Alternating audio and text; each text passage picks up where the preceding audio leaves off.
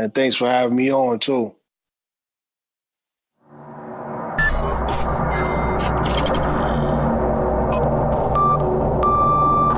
Truth Seeker and all its affiliates are not responsible for any strange phenomena that may occur during or after listening to this podcast, which may include the following: heightened senses of awareness, psychic abilities, UFO sightings, alien contact, time loss, out-of-body experiences, ringing in the ears, ESP, lucid dreaming, increased synchronicities, astral projection, telepathy, stronger intuition, levitation, miraculous healings, and or remote viewing. Please be advised to listen at your own discretion. Say at the click of a button, we cross the planet.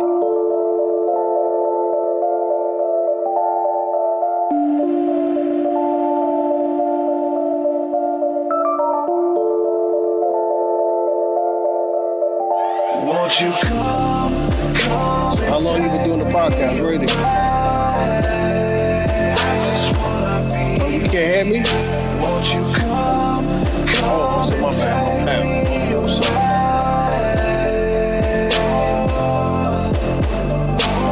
a place to walk on troubled seas, faith to stand when I don't believe. I just wanna be with you. Won't you come and take me away? I just wanna be with you. Won't you come? You are now locked into the Truth Seeker podcast. Gargoyles, psychics, everything's ungodly. Dark savage. Streaming live at truthseeker.com. She's not a Christian. Give it up, y'all. Your portal to the paranormal, esoteric, and all things spiritual. She's tampering in dark-sided stuff. And now, your host, Truth Seeker. Yo, what's up, ladies and gentlemen? I'm your host, Truth Seeker. This is the Truth Seeker podcast. Excited and delighted to be with you guys today. We got an awesome show planned. This is the doubleheader. We did one this morning. We got another one today. So, putting out content, man. Staying busy with this stuff, man. I love it. I enjoy it. Slam Pack Day. We did the School of the Mystics tonight as well. Good stuff. So, awesome show planned for you guys. I can't go any further without thanking my Patreon supporters, because without you guys, I couldn't do this. Thank you guys from the bottom of my heart. Quick shout out to the two latest patrons today even. We have Shannon Lewis, who was over in the School of the Mystics tonight as well. And we have Jonathan Santiago. Thank you, brother. I know you've been following my work for some time. Thank you for the friendship, and thank you for jumping on board to support my work, man. It means the world. So if anybody out there wants to support what I'm doing, you get all of my music, which is 10 plus albums, all of the new stuff that I'm working on. As soon as a track is finished, it's uploaded to Patreon. You get exclusive interviews. You get all kinds of cool stuff. You also get access to the Thursday night School of the Mystic sessions, which is the community aspect to what we're building here. So good stuff, man. Thank you guys for supporting. Thank you guys for the continued support from the bottom of my heart. Today's guest, somebody who I've been looking to talk to for some time now. Real big fan of his music, his art, his work, what he's bringing to the table, consciousness, spirituality, and I say Christ consciousness on top of that. We're going to welcome to the show, Heaven Razah. Peace. Wings up, man. What's going on, man? Truth Seeker, man. We wanted to get up with you and do this for the longest, man. And Wu-Tang affiliate, man, like legendary, what you guys have brought to the table with Sons of Man. I think it's pretty safe to say that along the lines that I'm doing what I'm doing today because of the influence of you guys and what you all have brought to the table, man. Every single one of you guys, Wu-Tang, Killer Priest, you, Sons of Man, LCOB, the Lost Children of Babylon. Thank you for being you, brother. Thank you for coming to the show, man. I'm looking forward to this one. We love to support shows like this because this is what's needed today. Definitely. To get that truth out there. That's what it's about, man. And as far as truth is concerned, you have an awesome story. I think your story in general will inspire the nations. Now, I can not just say the youth, but I think your story will inspire the nations. It is the documentary just came out, the Risen documentary. We can go into that a little bit to kind of set up your story, I think that would be a good place for us to start, man, for people who don't know who you are, people who are new to your work. Go ahead and give a little background about what you do, who you are, and what you bring to the table, man. I'm a hip hop artist from Brooklyn, New York City.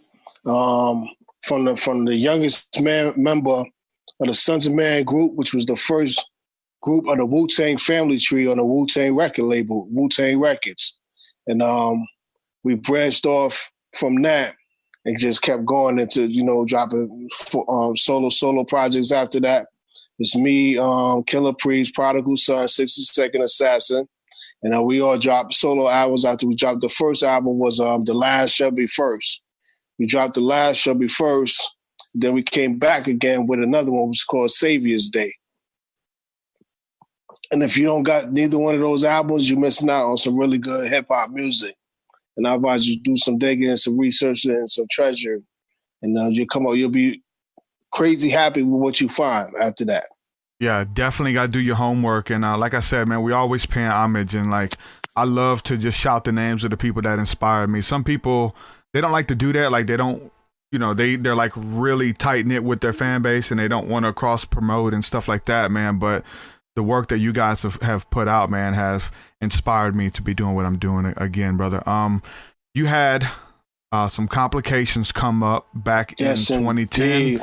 That was documented pretty much in the Risen documentary that just came out. If you want to talk a little bit about that, kind of unpack it a little bit, what happened in 2010, what you went through, 7 years of recovery, and where you are now. Yes. In April 6th, I believe it was, 2010, I had just finished my Heaven Razah album. I had put out, finally went solo. And then I put out my 2 solo albums. One was called Razah's Ladder. I dropped the Razah's Ladder first, produced by Blue Sky Black Death. And then after that, I had dropped the Renaissance Child. So I finally put out my solo because my fans like, I want to see Hellraiser drop an album by herself now.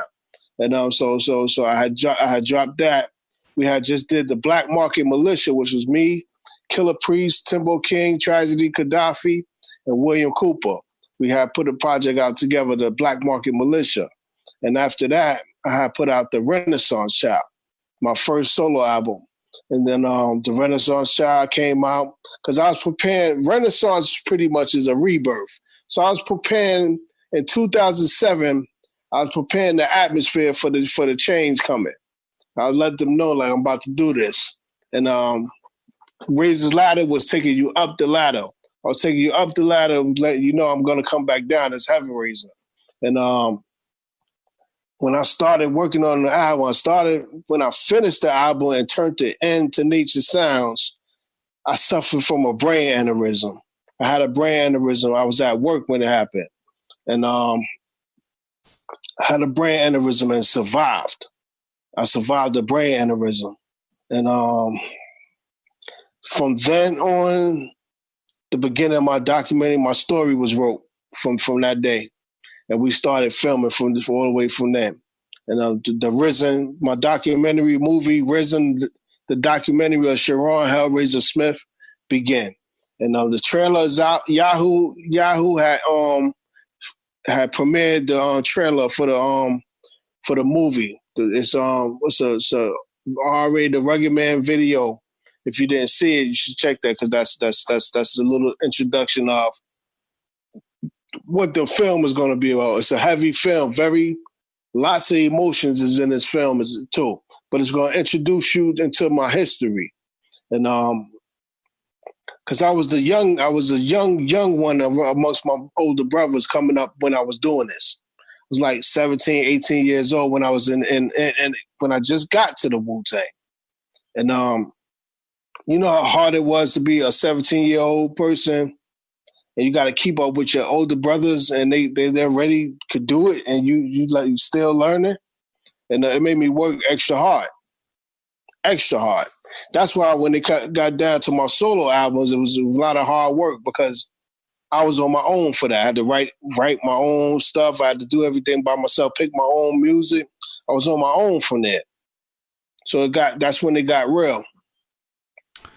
So when that happened, you lost control of the whole left side of your body when you had that aneurysm? What had happened was, and the only way to save my life at that time for the surgery, they had to go into the right side of my brain to clip the bubble from reaching my brain, because it would have killed me if it would have popped. It would have reached my brain and popped, I'd be dead right now.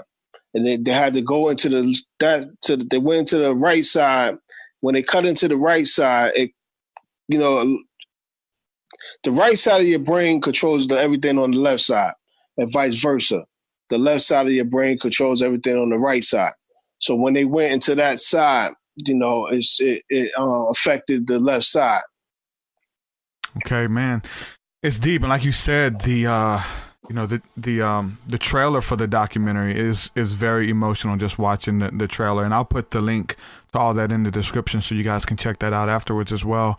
Thank you. There's a website for the film too. RazahDocumentary.com, definitely. Yep. Yes, indeed. Share that out. And I want to say thank you to everyone that's been supporting us, because this is some real heartfelt work that we doing here. So there was a transition before all of this happened, right? From going from Hellraiser to Heaven Razah. What was that transition, man? What inspired it? I had it's like as I was growing up, for one thing. Like when I just mentioned, when I was 17, was when this happened to me. It was ironic. I just turned 33 when it all happened to me. I was at my 33, and that's when it happened. I had turned 33, and all this happened. It starts, man. We just talked about that tonight in our class. 33, and that's heavy. That's the heavy. That's the transition right there. That's the transition for a lot of things. So was it just something spiritually that you were going through? Was it just like spiritual? Most definitely it was spiritual, because I was preparing it.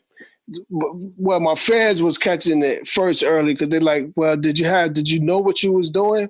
I'm like, why you say that? They saying your music, you were saying certain things that we kind of felt like you knew what was, like they thought it was premonitions happening.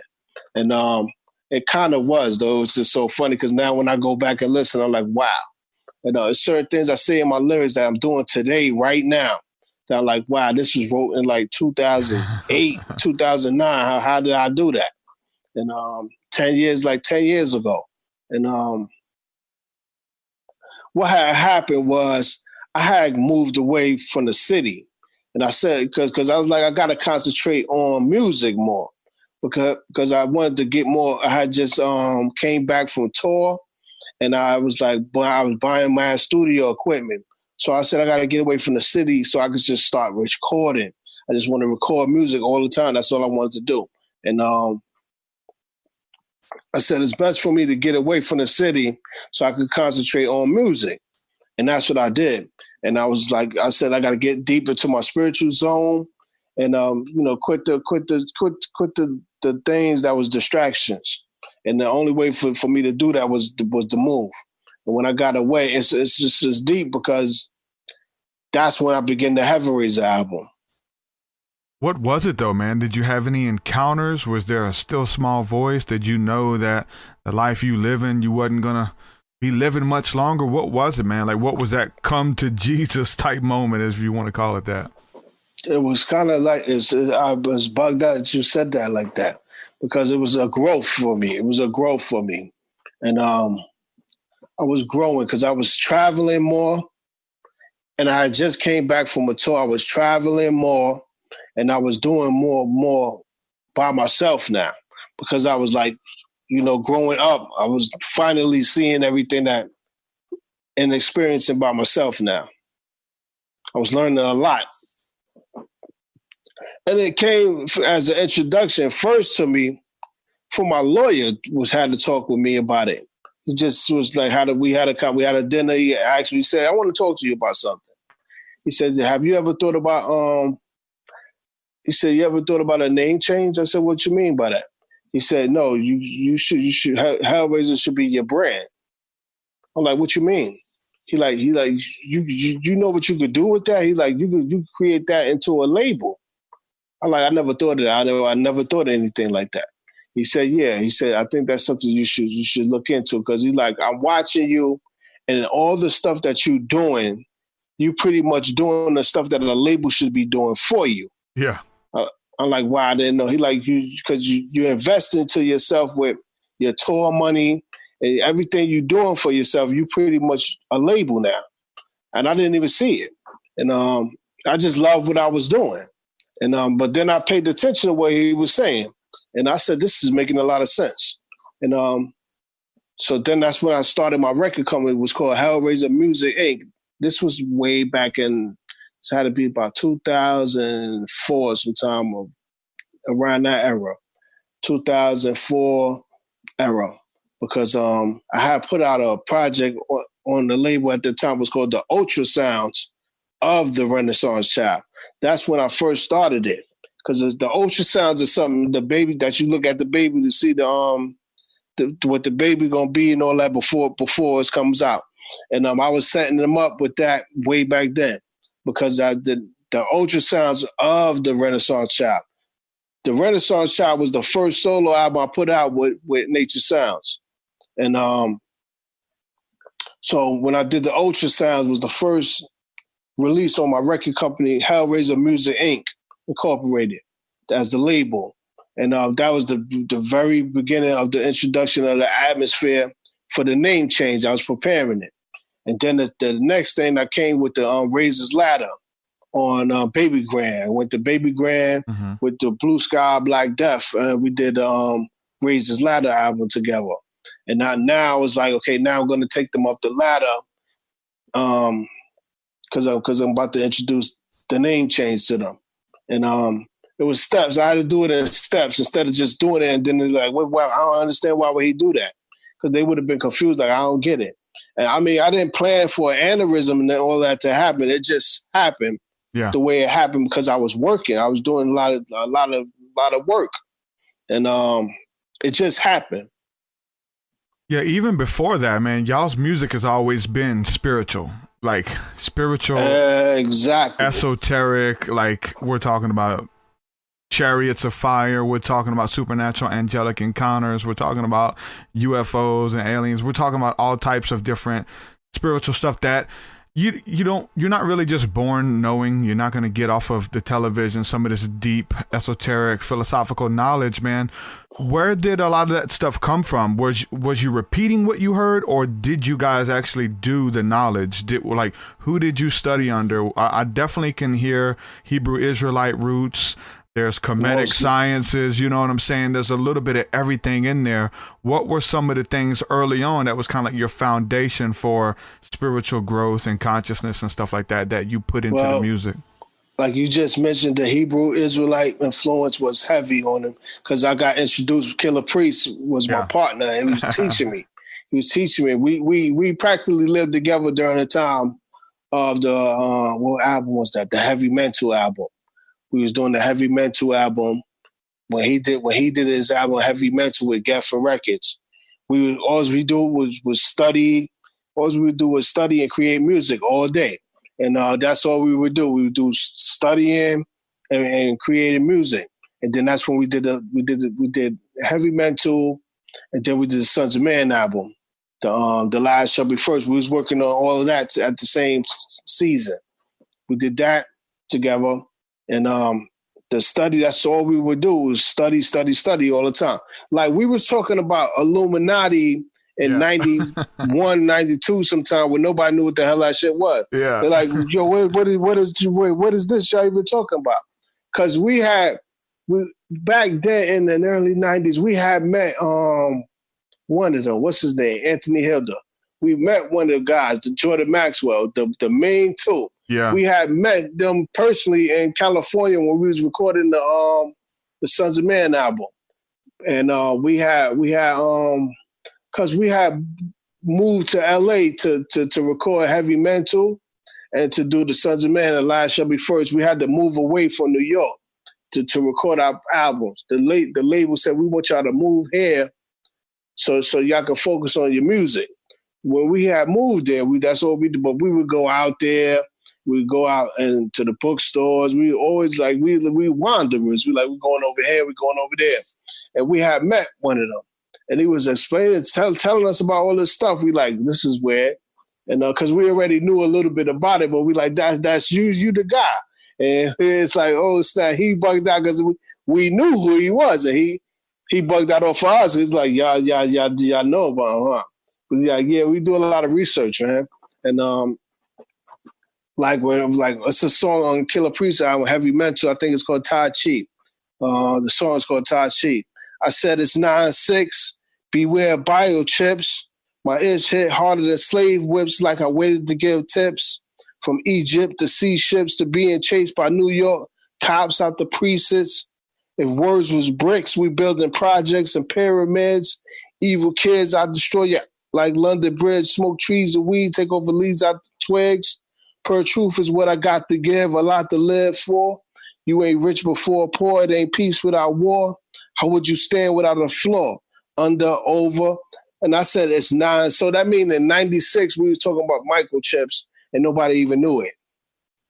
I know, man. I caught a lot of that stuff later through the Hebrew Israelites. Honestly, that was my first entrance from like Christianity into some of the deeper things of like Christianity is only going to take you so far, but it's when you want to get into the deeper esoterics or even want to learn how to study the scriptures, like you really got to get with another sect. So I don't know if you know them, but I was with the Light and Body of Christ Church, the Gathering of Christ Church, Brother Ricard Shiar, which was TGOCC. They were all white. Going and out purple. There, white and purple. Are they in the LA? They in Miami or I think they were in New York, Philly. There's in Philly. Philly. Yep, and then you got Tazadakia, all of those cats. You know what I'm saying? I learned under all that stuff. So those guys, I don't really keep up with those guys anymore, but they imparted something to me on how to study the scriptures and stuff, and like the microchip stuff. Like they were preaching that in the streets in like 2006. Exactly. And you remember when it was that whole Y2K thing was going on? Yeah. In the early 90s, they was talking about the 2000 and the Y2K was coming. And that's when it all began. And that's when it all got started. And that's how we got onto it. Because I got introduced to a lot of them when I was young. And because I was with priests all the time. And he's an elder. And he would like introduce me to all these cats. And I'm like, wow. And they would just talk to me like, we want to talk to you, little brother. And they was telling me these things. And I was sitting in there soaking it up. And then I would go, after I'm hearing, I would go and study. I'm like, that was real interesting what he was saying. But it makes a lot of sense. And I'm going to see, gotta go verify what he was saying, because this don't sound like he playing around with what the information was. Now, did you get into any of the other pamphlets or any like some of the Hindu stuff or whatever? Because like in the end, you kind of found out that a lot of these different religions, the UFOs, the Elohim, the cherubim, like we're all saying the same thing, right? One of the things I had found out, this was when we was in LA. There was somebody that I found out about. I think it was she was Hitler's teacher, and I think her name was Madame Blavatsky. Blavatsky, yeah. Mm-hmm. And she had wrote this book called The Theogenesis, and she was going deeper into the esoteric world, of deepness of in Genesis, in the whole scriptures. And it was odd because I'm like, so she was teaching, she was his teacher. So he knew the truth. So I'm like, this is interesting now. So now I find out Hitler knew the truth, who the Jews was. This was crazy now. So I'm like, okay, now it's making a lot of sense. Now everything is starting coming together now. And as I got older, I started getting introduced into more people, and I'm like, okay, this is heavy now. Like, it's certain things that was right in front of our face that we didn't even see. Like Sammy Davis was saying he was a black Jew. And this was way in the 70s sometime. That's deep because you mentioned Jordan Maxwell, and Jordan Maxwell used to kick it with Sammy Davis. They have pictures together, them partying together back in the day. And see, you like the first person that because I remember we found that out and somebody was like, "No, that can't be true." And we like, yes, it's true, man. He been on it way back in the day, and he knew it. That's the Rat Pack. It was him. They always like that. Them dudes was the same way. Who else it was? I think it was Kennedy was with what's her name, Marilyn Monroe. Yeah. Kennedy, and he told her about the aliens and the UFOs, and that's when he got killed after that. Yeah, because he started speaking about it.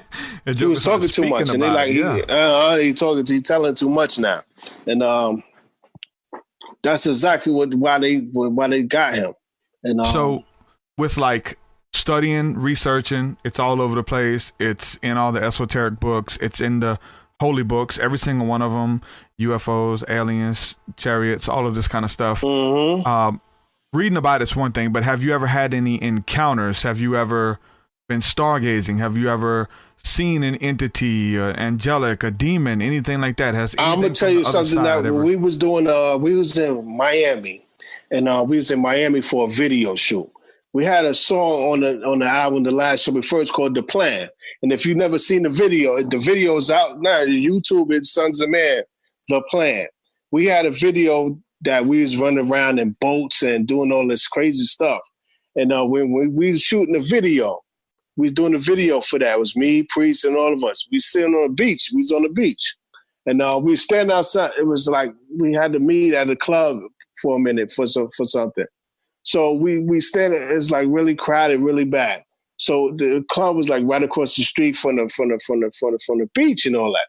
So we standing there, and we seen UFOs come up. I mean, literally, that was my first time I seen a UFO with my own eyes, and I was shook. I was crazy shook. I'm like, I can't even believe this. And it came out, really out. Like it wasn't hot and out. It wasn't hot. It came out. And then we was asking people, like we pointed to it, like, do you see that right there? And they didn't see it. We looked at each other, we started laughing. We like, they ain't meant to be seeing this. And it came out.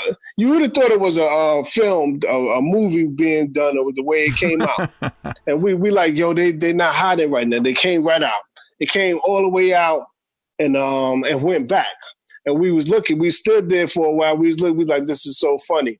And we like, all these people. It was a crowd. I mean, at least about 1,000 people standing outside the club. And then when we asked them, did you see that?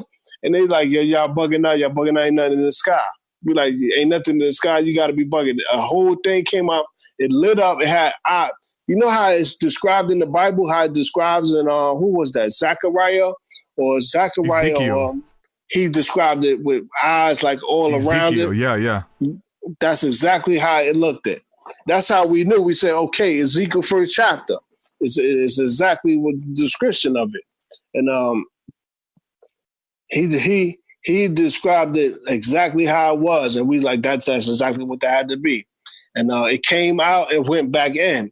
And we knew because we like, is there any planes or airports? So we started to ask questions. Is there any airports over there or around here or anything like that? And the security was like, nah, no, there's nothing like that over there. And he like, I seen it too. So then we started like, we like, okay, so we're not alone. So he said, he like, I seen what y'all seen. So we like, okay, so we're not bugging out now.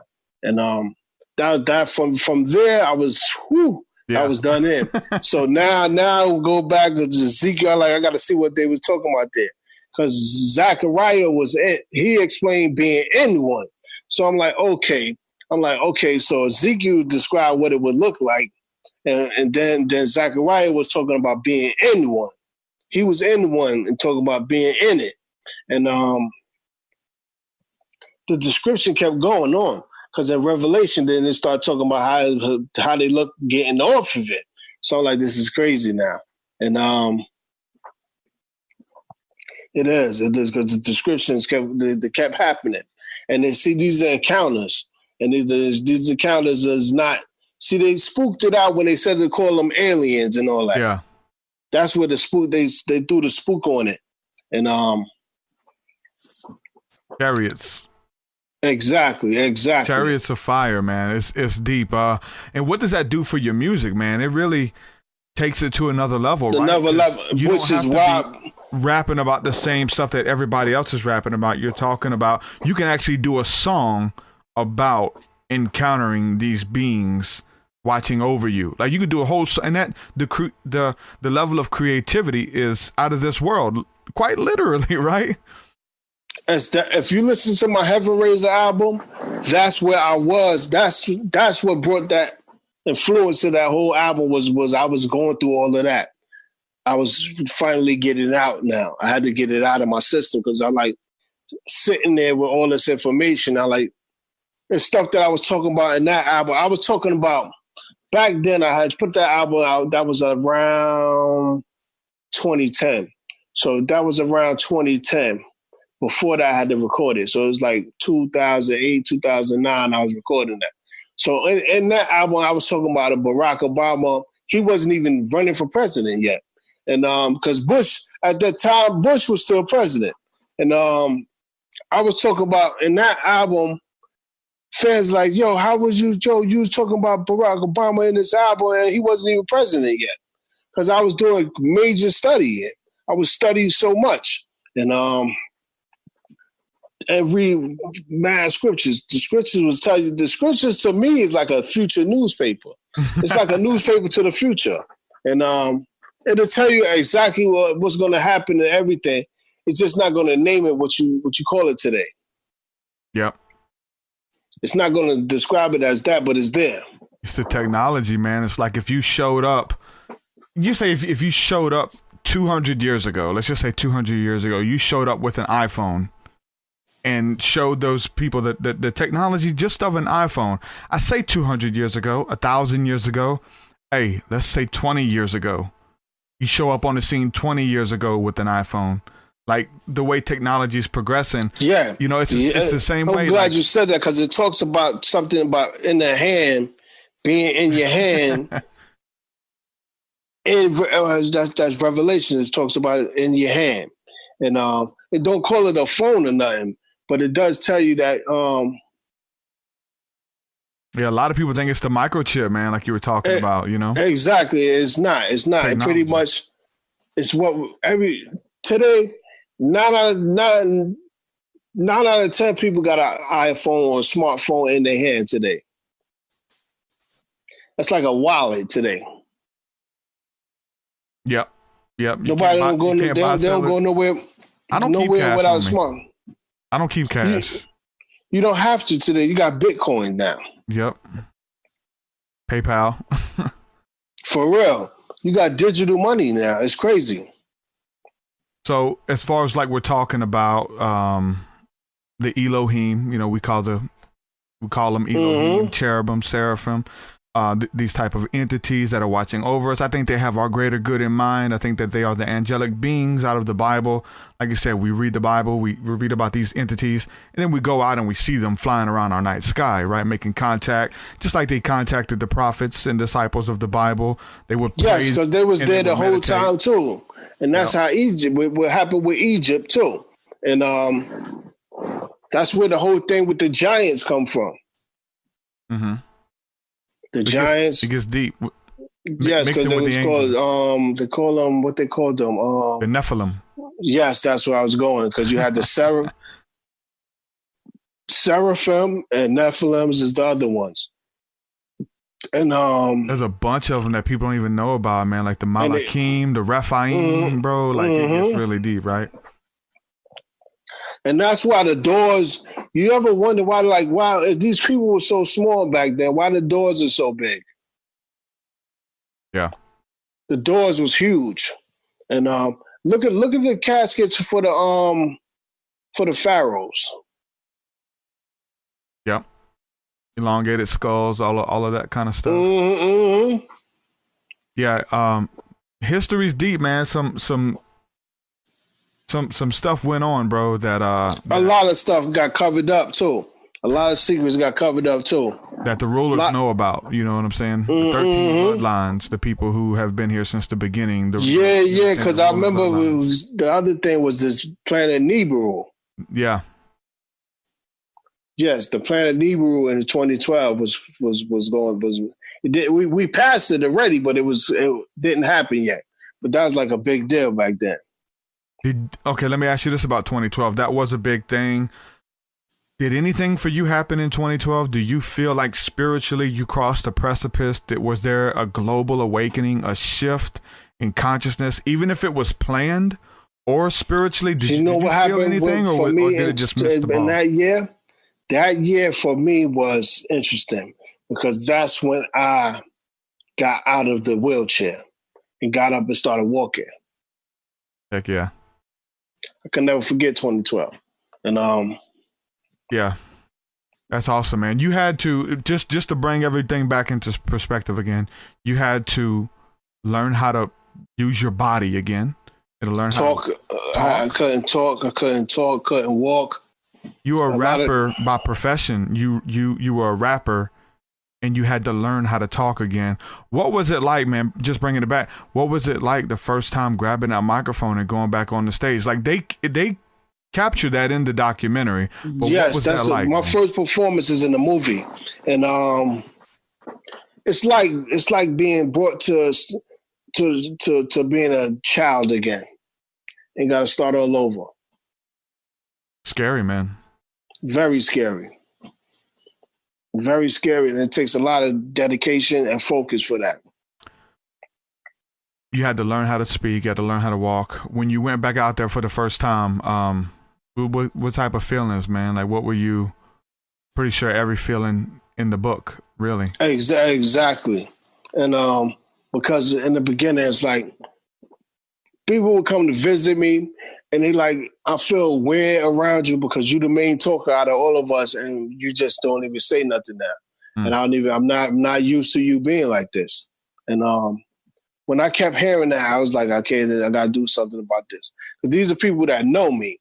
So they're like, wait, I'm like, I can't believe I'm sitting with you for hours and you're not talking. This is weird to me. And that kind of stuff will push me to do what I gotta do. And when I got around, I had a circle of people that made me stronger too. And the stronger I got, the better I got and faster I got at things. And then I started recording again. That's beautiful, man. And it's beautiful, like you said, that it is captured in the documentary. I thought it was going to be something that was filmed recently and just kind of looking back, but they documented this whole experience for you. It's just so happened that the way it happened was like the timing was crazy. It's beautiful, man. We had won some awards already too for the film. The Hollywood Verge, we won the Hollywood Verge Festival, and we did we won the People's Film Festival in Harlem. We just did the world premiere at the Magic Johnson Theater in Harlem, and we won the festival for that, the award for that. And it's like about 2 or 3 more that we had got so far. And they was telling me, like, the other director was just letting me know, they're like, yo, the type of story you have, man, it can't even be written. And you have a blessed story, man. And they're like, this is going to do well. This movie going to do well for you. So you went from Hellraiser to Heaven Razah. Correct. In the documentary, we see you at a church getting real emotional. It's an emotional time in the church. Where does Christ fit into all this for you? Because I see that you were pushing a Christian rap label as well. Where does Christ, Messiah, Yehoshua, Yeshaya, like where does he fit into all this for you? That's who brought me back to finish, and that's the main thing that revolves around everything that happened, and because the first thing that I was told was like, there's something planned for you. God got a plan for you. because the doctor told me he had a whole conversation with me about that. He said, because most people don't make it here in time for me to even catch it. And he's like, you got something. She said, God got something planned for you, man. Just be ready for it.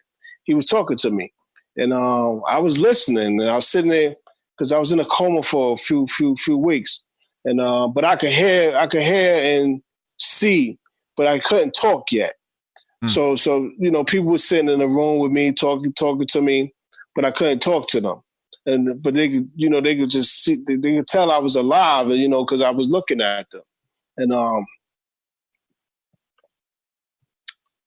he brought me back because I didn't know what was happening in the beginning. And the first thing I did when I couldn't figure that out, I went into prayer, deep prayer. And I called on his holy name. So that's the only thing I could do right now. And then the next thing you know, I was being put in a wheelchair, and I didn't know why. And then I had to be explained to me what happened, because I was looking. I'm like, I don't understand this. Why? What am I even doing in the hospital, and why are y'all putting me in a wheelchair right now? Because now I was able to talk. Because now, since I've been in the hospital, I had therapists to show me. I had a speech therapist.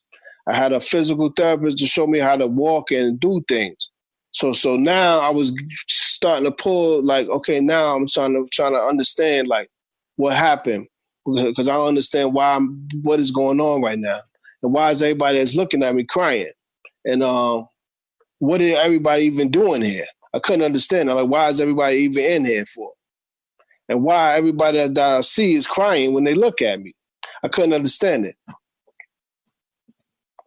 And then when they put me in the wheelchair, I really was like, this don't make no sense. Why am I even in the wheelchair? Because I'm thinking everything was regular. I didn't know nothing happened yet. And they had just finished surgery and everything. And by that time, I got home. I touched my head for the first time, and I felt the scar was there. And I was like, what I got a scar on my head for?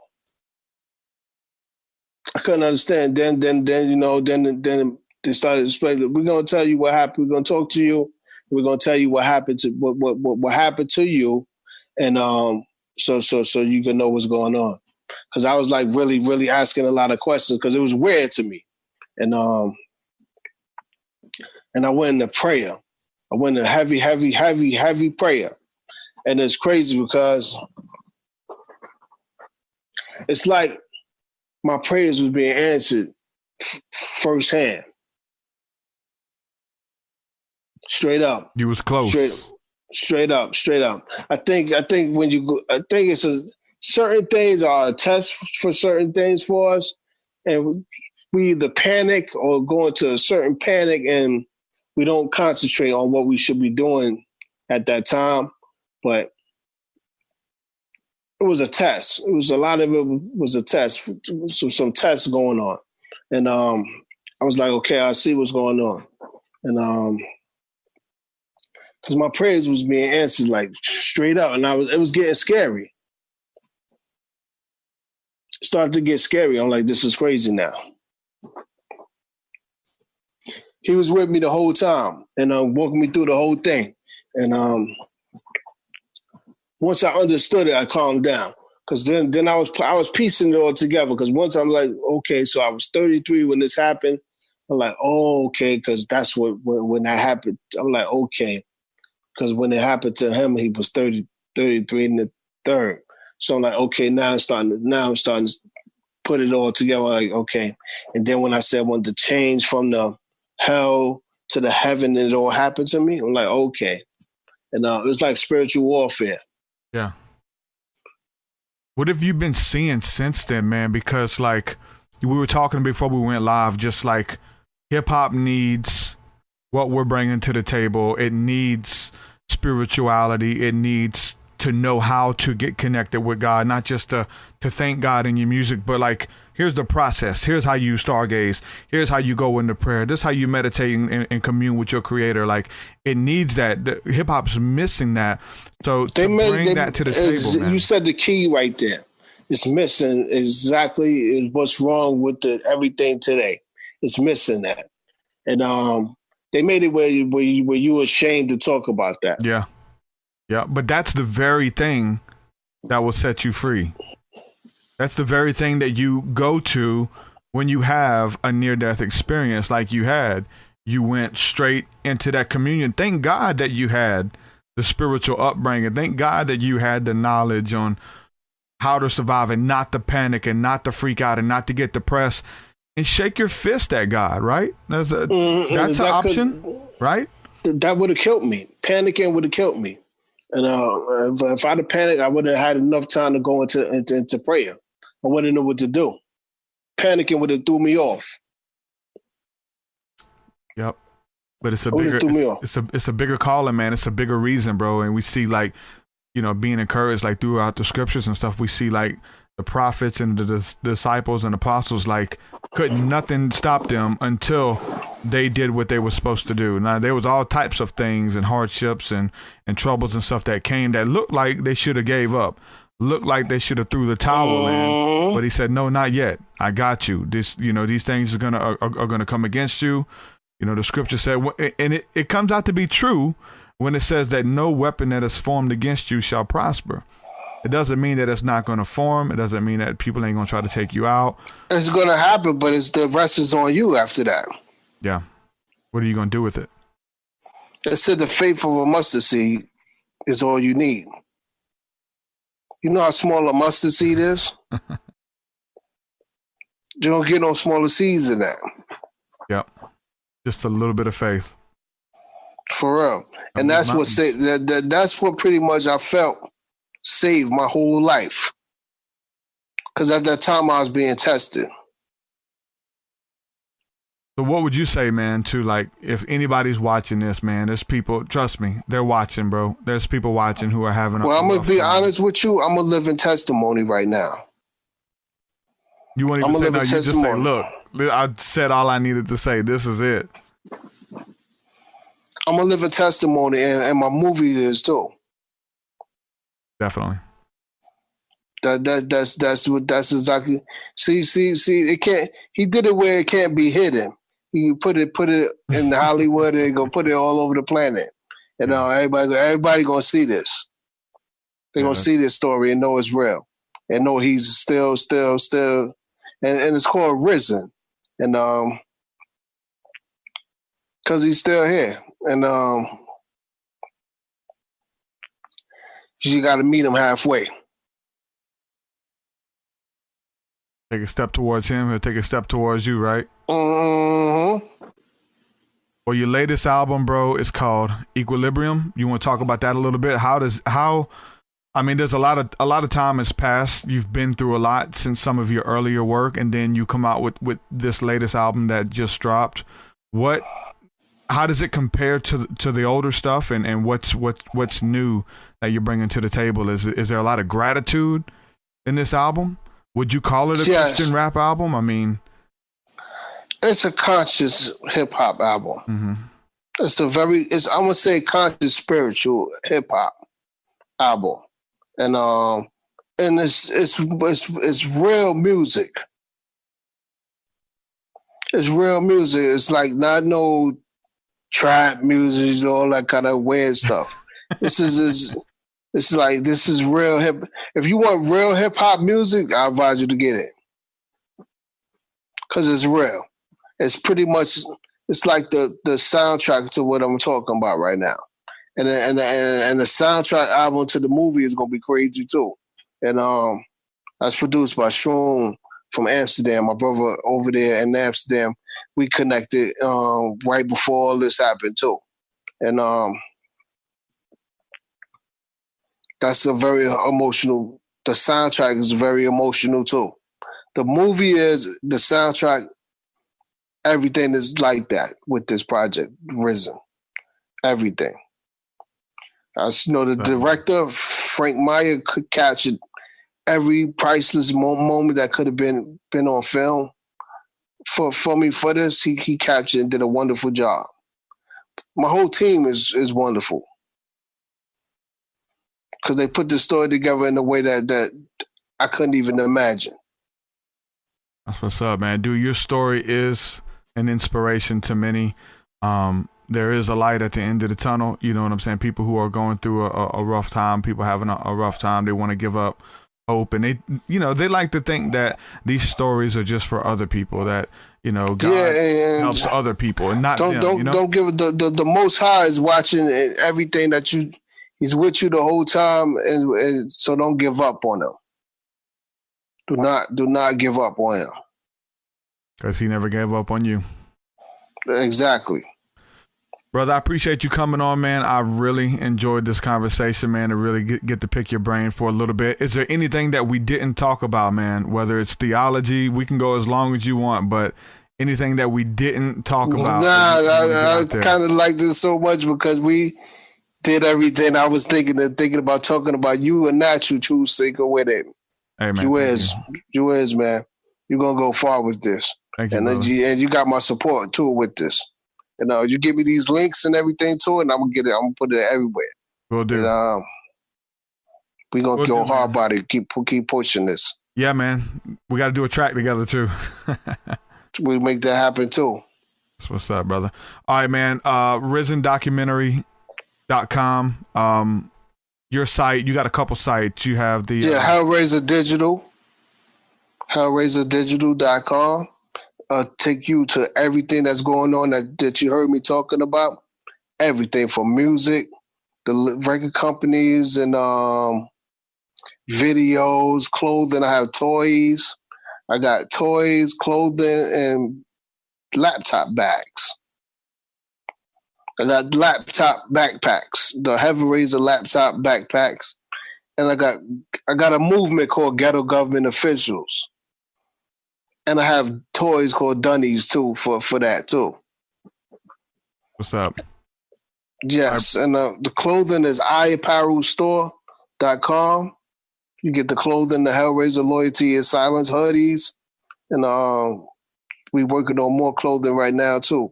The Ghetto Government Official clothing is coming soon too. That's what's up, brother. Thank you for coming on the show, man. We'll be in touch, and I really enjoyed this, man. Thank you. Thanks a lot, man, for having me. You're welcome, bro, man. We're going to stay in sync, man. Let's do it, brother. Shalom, shalom. Peace, bro. Shalom, shalom. Wings up, man. Heaven Razah, ladies and gentlemen. Wu-Tang affiliate. Wu-Tang Killer Bees. Oh, man. We were talking just before the show and, talking about just conscious hip-hop and how this is what music needs. This is what hip-hop needs, And I told him straight up, I'm from the South. I live in Alabama. I'm from New Orleans. I didn't grow up on Wu-Tang. We had a Wu-Tang album around, but honestly, I grew up on Master P, UGK, Bone Thugs and Harmony, a lot of gangster rap that was nothing like Wu-Tang and what they brought to the table. And stylistically, it was so different than what I was used to. So it's been cool because I knew who they were, always knew who they were, all the big names in Wu-Tang. But then as I grew up and then had a spiritual awakening, I'm just now getting into all of that stuff. And the beautiful thing is that there's so much of it. If anybody affiliated with Wu-Tang, right? The Sons of Man, Heaven Razah, Killer Priest, LCOB, the Lost Children of Babylon, all of this movement of this spiritual and conscious hip hop that's bringing life to something that in the mainstream they're promoting and they got billions of dollars behind, pushing death and killing and negativity and all of this stuff. But to see brothers like him still doing it, dude just put out a new album, Equilibrium, and it's still just as good as any of the older stuff, which is awesome. So you can be able to go back and dig up this older stuff. I don't listen to new music. I don't. Only thing I listen to is pretty much is 90s music for the most part. And I'm stuck on 90s LCOB, early 2000s LCOB. That stuff came out like in 99. And so that stuff, you have music that stands the test of time, music that has longevity to it. Like you can put it back in. There's those albums, right? There's so many singles that are here today and gone tomorrow. Yeah, they're good songs that made a lot of money. Sonically, they know how to be like the Pied Piper, come in, win the hearts of a generation with the sound, but then the message and things that are coming behind the music is corrupting people. There's no life in it. It's birthing death in people and promoting death and sickness. So when you have people who are bringing spirituality, Christ consciousness, God consciousness, God hop, these people are teaching you biblical principles and precepts, and you don't even know it. Like they're breaking down the scriptures to you in their music, but they break it down poetically, metaphorically in such a beautiful way that it shows you the creativity behind it, and you don't have to repeat yourself over and over. Drugs, women, killing, shooting, that stuff's played out. All these people are trying to do is come up with new ways to tell those same couple of stories of killing, and I'm the best. If I hear one more backpack rapper floss about how they're the best rapper and nobody can touch them, there's a million rappers saying the same thing and stealing from one another. Bring something new, man. Go into the ether. Go into the spirit realm. Pull out some lyrics and bring them back and put them to a beat. Do that. That's what these brothers are doing, man. Evan Razah, bro, you got my support. We're definitely going to work together soon, man. I've been following his work for some time, and it's awesome. It just happened to work. And you know what? I reached out to him some time ago. I didn't reach out to management. I tried to reach out through social media, but I don't think he got my message. But I listened to the people, man. Like somebody, I can go back through my messages and see who it was, but somebody reached out to me who listens to the podcast and was like, hey, Evan Razah's got a documentary out. Why don't you reach out to him? And it's like, I already have, man. I already reached out to him. He said, but you know what? Since you're telling me, I'm going to do it again. I reached out to him, management. They got the documentary. Everything come out good. We got him on the show. This dude is a legend. I feel privileged to introduce my fan base, introduce the podcast listening audience to their work. And he's not lying. Like, go back. There's gems out there. Him, Killer Priest, like, hands down, man. Like, new level stuff. Even a lot of it is some years old, like 2004, 1999. I'm listening to LCOB stuff from 99, for real. Like, that's what I listen to. And it's gems. Most of y'all haven't even heard of it. The Equividium, where light was created by LCOB. Go back and listen to these gems. Checking out the chat. The chat has been going off about, he mentioned Nephilim, and everybody's going in on some Nephilim giants and stuff like that. There were giants in the earth in those days, and also afterwards. Everybody's going in on the giants and Nephilim. Somebody says, you got a Celebi back there just chilling. Yep. Hey, that Celebi story is deep for me, man. I got that Celebi for a reason. And it has to do with synchronicity, David Wilcock, and Pokemon. Synchronicity, David Wilcock, and Pokemon. Quick story, I'll go ahead and get that out just so we talked about it. So essentially, when I was having that awakening back around 2011, things were getting deeper. I was already thought I was deep, but as I got deeper, man, I just started having all of these crazy encounters and experiences. Started hearing about synchronicity. I found the work of LCOB, Lost Children of Babylon, their music. Started listening to Coast to Coast. Started having my own encounters. Found David Wilcock's 2012 Enigma. I'm watching that, and David Wilcock is talking about these this ringing in the ears that you would hear. And you know, when you get quiet, some people hear this really loud ringing sound in your ears. And he went back to ancient Egypt and he showed like these different writings and stuff and these diagrams on how that when you would get quiet and you focus on the ringing in your ear, that you can actually time travel and leave your body by focusing in on that pitch, that frequency. we put tones and frequencies like that on to meditate to anyway, right? But if you get quiet, some people hear that high pitched noise. I hear it. So that was the first time I heard somebody speak about that in a documentary or ever. And I've always heard that sound every time I would get quiet or try to go to sleep at night, it would be so loud. They say it's a medical term called tinnitus. I had it as a little kid. I'd get quiet and you would hear it. It's a tune, man. It's a tone. You're in tune with the frequency. I watched the 2012 Enigma. David Wilcock mentioned it. The next day, come home from work, I'm laying down on the floor and I'm watching the Pokemon movie with my daughter. We're watching Pokemon and all these little creatures are flying around and stuff. And there's a little creature in the back there, Celebi. He's a Pokemon. And he was in the movie. And so they were being chased through the woods by the bad guys. Like they were trying to catch the Pokemon so they can use their power for evil. They're chasing Celebi and the kids. They're running through the forest. And they stop. And they heard this loud pitch, high-pitched frequency in their ears. They said, "What is that? It's Celebi. If we focus on the tone, we can time travel. We can leave." And they got quiet and they focused on the tone. And they held Celebi or caught him or whatever, and they traveled right when they were fixing to get attacked by the bad guys.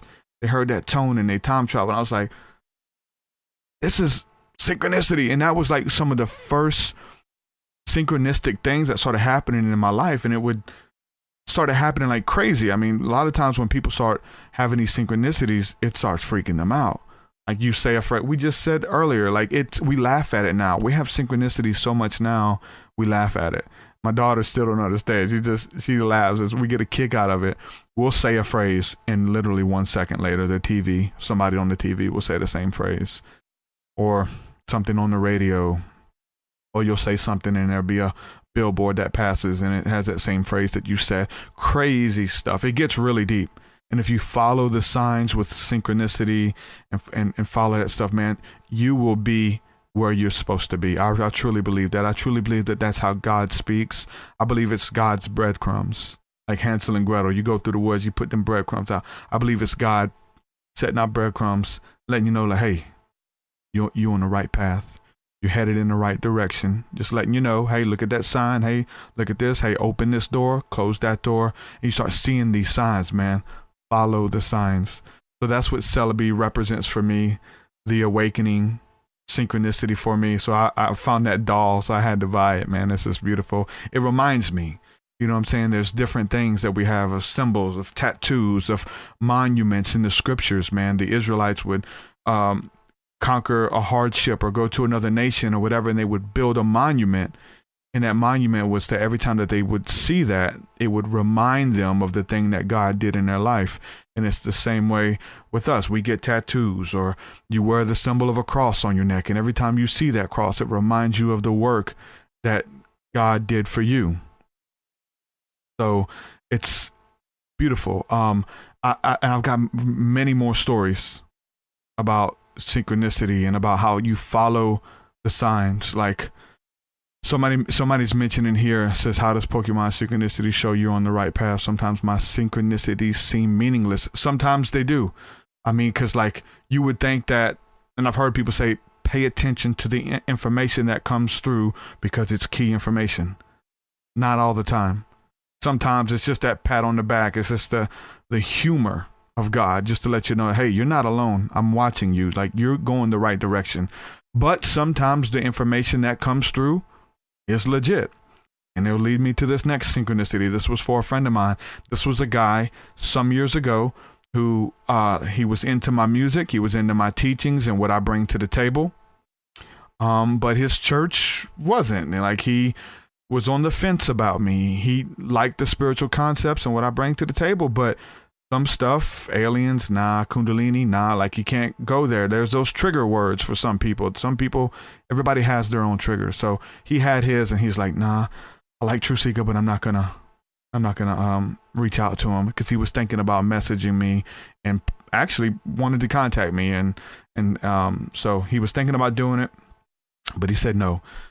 He's sitting in traffic. He's actually at a red light in traffic in Louisiana, over 2.5 hours away. And he's scrolling through his Facebook about to message me, but he's like, nah, I'm not going to message him. I don't want to contact him because I may take you down through there. So he looks up in front of him.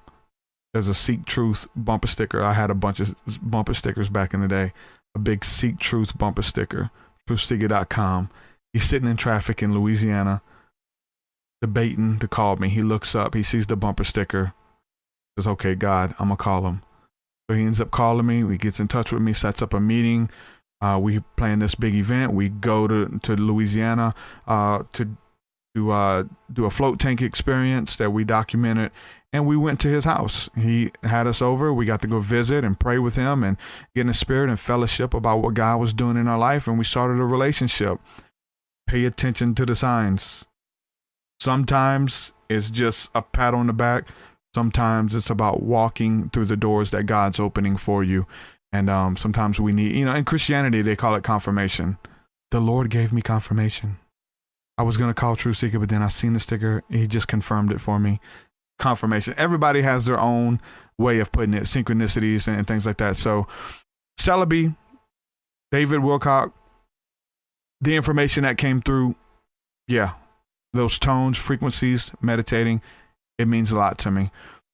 Monuments, we look at stuff. I bought that. You wear a symbol of a cross. You look at the cross, it reminds you of the work that Christ has done in your heart. Any monument, anything that you build, it reminds you of something. I mean, even in the scriptures as well, you have the mezuzah that they would put on the doorpost, and he would say, wear it around your neck that you won't forget about it. When you go and look in the mirror and you look at your necklace, it's a mezuzah. It's the Torah. It's the commandments rolled up within the mezuzah that you don't forget it. Tied a string around your neck so that every time you grab it, every time you see it, it reminds you, man. We have to be reminded. A lot of people are like against graven images and symbols and things like that, but they're very much a part of our lives, and they only have the power that we give them. Any type of symbol. Good, the bad, the ugly, whatever it is, it's what it means to you. We give the symbol power. We're the ones who do that. So yeah, man, thank you guys for hanging out with me. I really enjoyed this interview. It was a good one, man. Danny, shout out to Danny. Shout out to all my people who was hanging out in the School of the Mystics tonight. We went straight from School of the Mystics straight into a podcast. So thank you guys for being patient with me. We cut it a little bit short too, just because of time restraints. But thank you guys, man. I really enjoyed our short conversation. I wanted to keep going. We had some good info in there, and so those of you who want to get that episode of the School of the Mystics or listen to that, we record it and we upload it to Patreon. That's part of the membership services and stuff. So for $1 a month, you get access to that stuff. So if you would like to support my work, check out patreon.com/truthseeker. Any level of giving, you get a bunch of perks. Austin Peterson says, what about Corey Good? That's something when we mentioned David Wilcock, right? Man, I don't even know if I should mention that.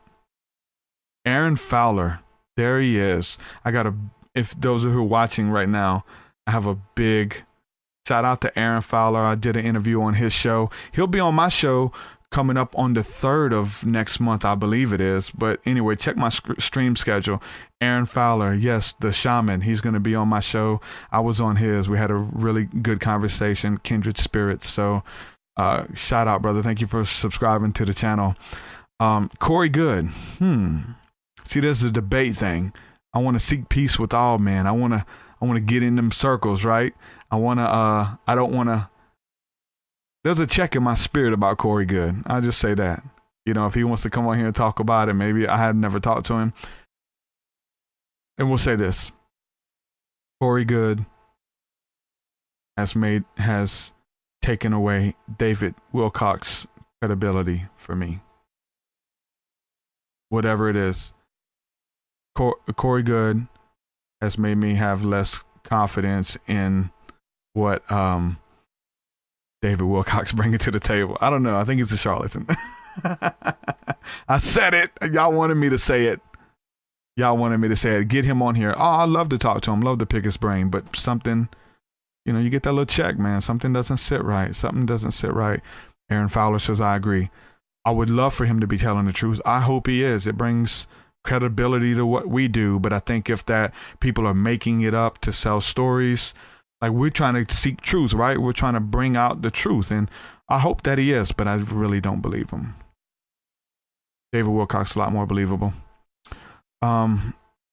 Lentil Soup says, what are your thoughts on the Enneagram? I'm not sure what that is. Enneagram. Enneagram. I'm not sure what that is. Trying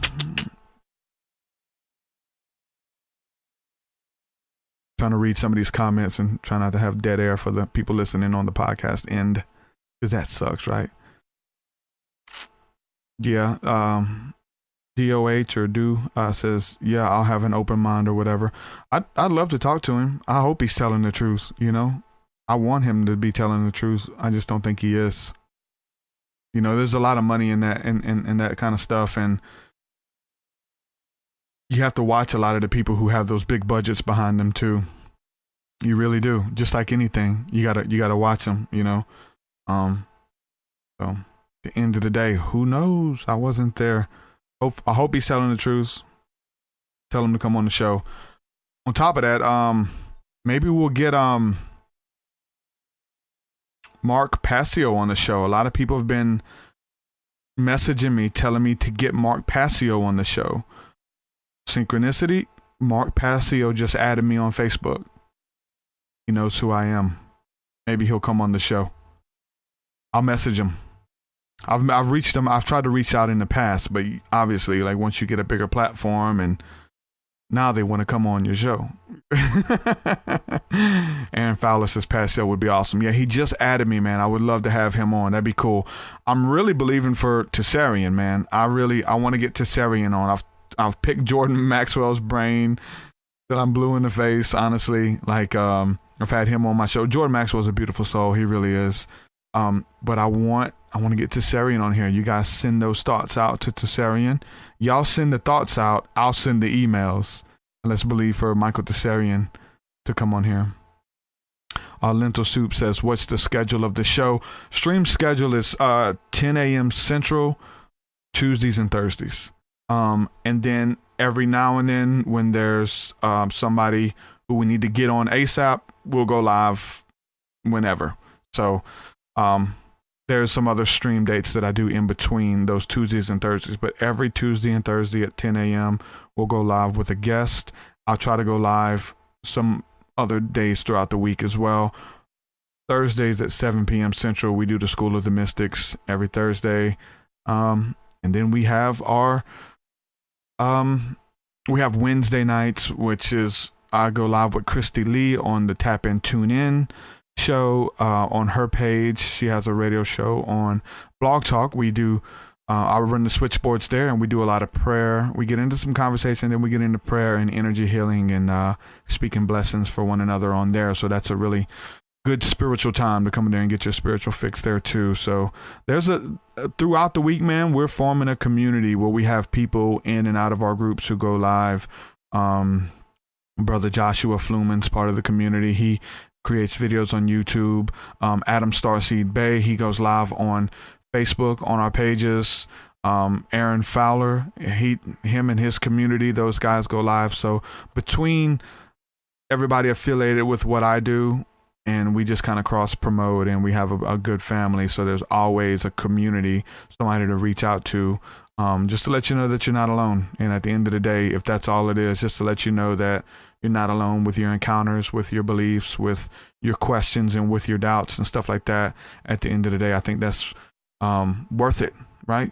Just to be encouraged and know that you're not alone, and grow and thrive with community. That's what we do with the School of the Mystics. We have a Discord channel where we're live in that throughout the week too, just having conversation. But yep, no one is alone, my brother. You're right. And I'm telling you, like, I keep saying that. That's powerful. You don't know how many inbox messages I get where people will say, I thought I was alone. And I can only speak from my experience because I thought I was alone. They know other people were having these type of encounters, needed somebody to talk to. That's where the music comes into play. with being able to kind of fix your mind on things above, heavenly things, entertain yourself with these type of conscious ideas that are biblical concepts, that are Eastern concepts, that are spiritual concepts, to lift up yourself in songs and spiritual songs, as the Bible says. Sing spiritual songs. That's what we do. We make spiritual songs. Davy Jones Locker says we are all connected. Austin Peterson says, like I said earlier, get Corey Good from My Lab. That's who is David Wilcock gets his info from. Get Corey Good from My Lab. Yeah, My Lab is deep, man. I believe in My Lab. I really do. Adam Starseed says, yes, David Wilcock helped me on my journey in 2010, but I grew spiritually and he brought nothing more to me. True. But he is still helps those who are seeking truth. I agree. I agree. He got some good stuff, man. David Wilcox brings some good stuff to the table, and there's a lot of people who turned their back on him after 2012 and he put out, probably became a millionaire through his 2012 books, and then it came and went, and a lot of people, turned their back on him after that whole thing. But I really do feel like something happened in 2012, man. That was just my whole birthing and going to deeper levels in the spirit. Danny Guerrero, my good brother, he mentioned that 2012 was pivotal for him. Heaven Razah, he said that he learned how to walk again, took his first steps in 2012. I do believe that 2012 was a pivotal year for a lot of people. Have you seen Spirit Science on YouTube? Yep. Yeah, I've seen Spirit Science. I like some of that. I think that's kind of like what Adam said. Like, there's a lot of things that introduce you to the truth movement or to spirituality, and they're good for where you were. But I think you kind of, I don't know if we'd say graduate from things or you grow out of things. So yeah, I know who they are. I watched several of them. I wasn't an addict or anything. Was really big into David Wilcock. I'm still diehard Manly P. Hall. Still screaming his name as much as I can. Still a Jordan Maxwell fan and friend. He doesn't like that word fan. We've seen that on one of the last podcasts I did with him. Called him a Blavatsky fan. He didn't like that. Well, I didn't call him. A fan is a fanatic, but it's all good. Trying to read some of these things. They say, yep, we evolve from things. Yeah, man, you evolve, you grow to the next level. You was to stay dormant. That's not life. That's not kingdom. That's not something that's alive. Anything alive is going to be growing. It's going to be evolving and expanding. And I think that anything that we're doing that has life in it, it's organically going to grow. Business-wise, spiritual-wise, friendship-wise, like everything, we're going to grow together.